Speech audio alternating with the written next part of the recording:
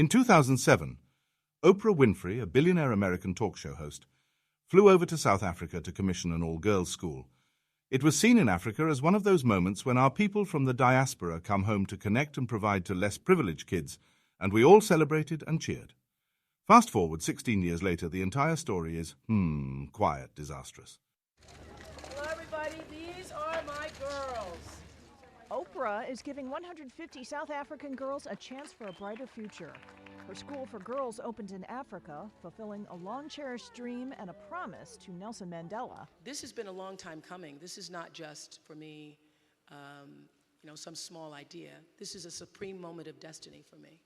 I've been coming to this day my entire life.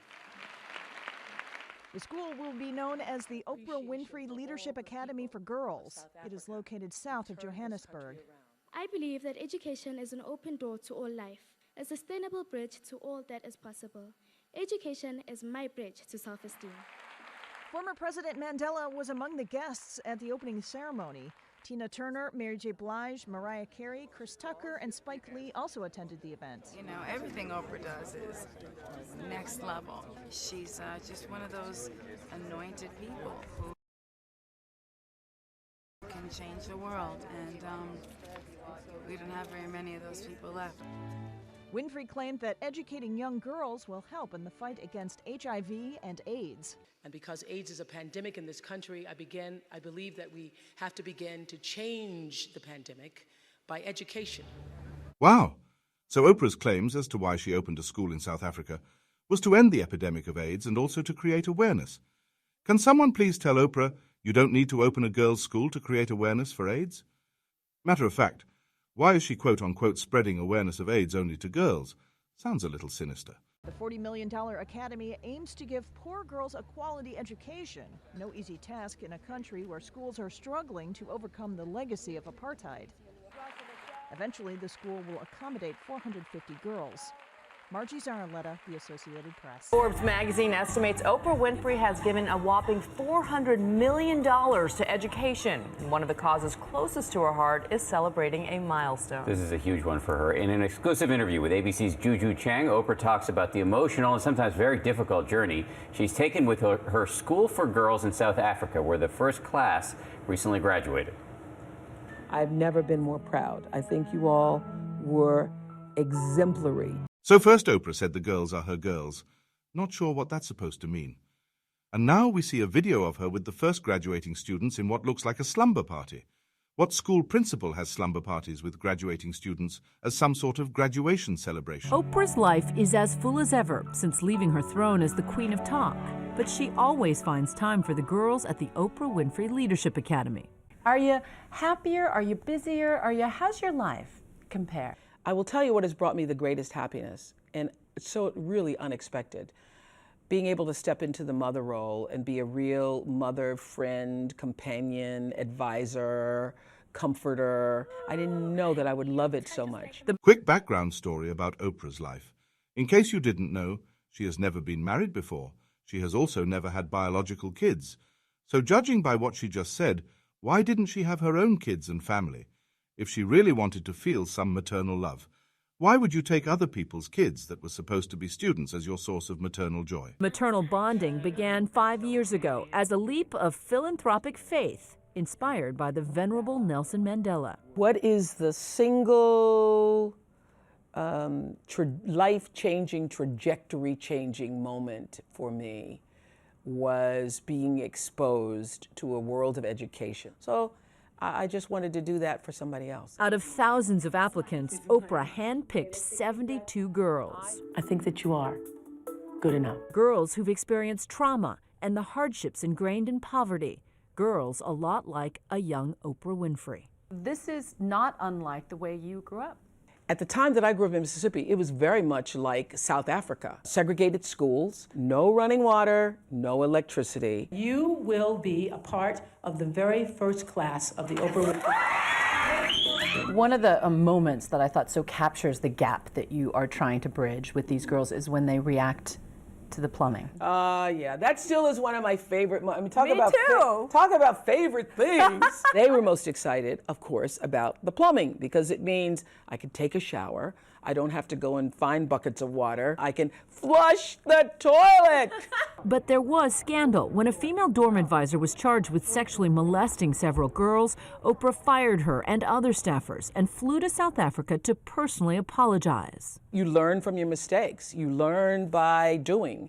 And if I had it to do over again, I probably wouldn't have done it this way.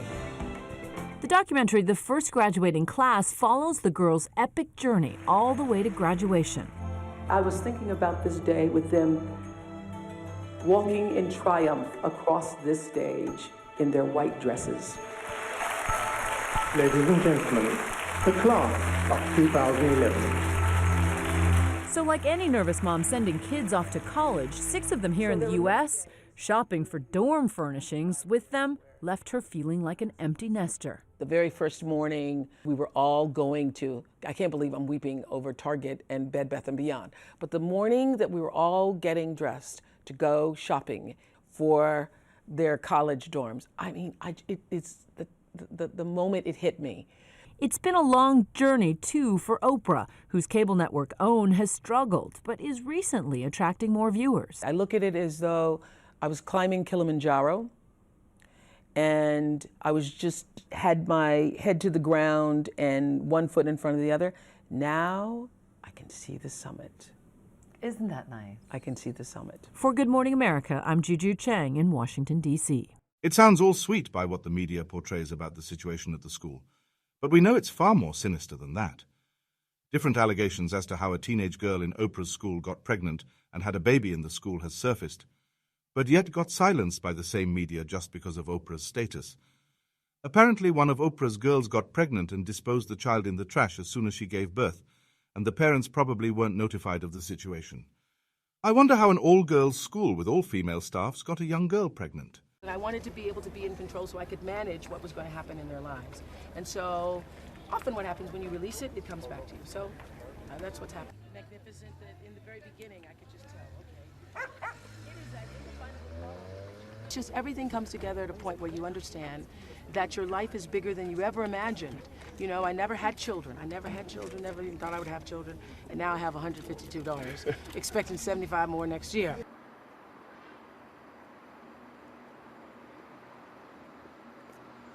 We arrested a former employee who was working at Oprah Winfrey Leadership Academy for Girls. She was arrested yesterday for several charges, including assault, indecent assault, as well as soliciting girls under the age to commit indecent assault. And she's now at the Vereniging police cells. Matole Macheka for that. Thank you. I think the school has been open because they handed us a report of what was happening there, and they asked us to investigate what was happening there. And on our investigation, we arrested a woman who is a former employee. I think they have been open to make sure that all the criminal acts that have been taken place in the school are being investigated. According to the statement from the police officer, a staff member at the school was arrested for soliciting girls to do indecent acts and all kinds of other stuffs that shouldn't be going on in a school. I really wonder why the South African government haven't looked into the allegations of sex trafficking and a lot of other sexually related crimes laid against Oprah's school. I personally see this as a very good strategy. We see from the elites of the West in trying to introduce their morals and cultures into our land.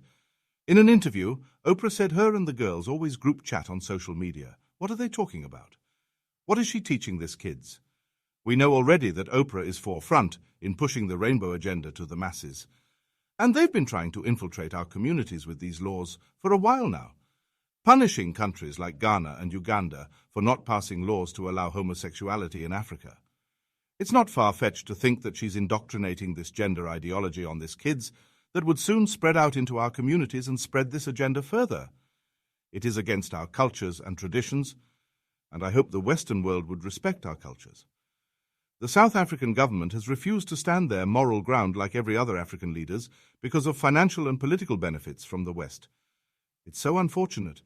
I hope this situation gets better and the girls are safely returned back to their respective homes, because Oprah's school is obviously not for education, but for ideological indoctrination at this point. Thanks for watching. Please subscribe and like the video.